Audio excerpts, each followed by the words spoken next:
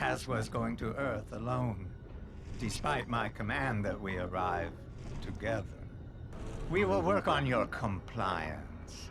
But you found Kal-El and brought him home to help us build the Empire anew. You've done well, Kara. Don't be so naive, Lilith. This is the Titan's will. All wild witches must be dealt with before the day of unity. You understand, don't you? I knew all in the House of El. I assure you, the empire I seek to create is not the one your father knew. I like your spirit. But try that again and things won't end well for you. Oh, I don't need your cooperation. I just need you to kneel. So you return with nothing.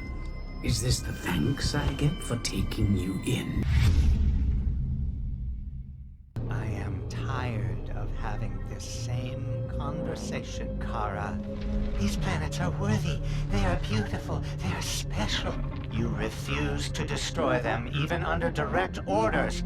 So I made you comply. Ah, Lilith. You chose the wrong side.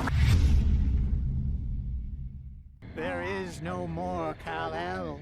There is only the machine who is Empire. I did. Thanks again for all the help, Luce. But I don't need you anymore.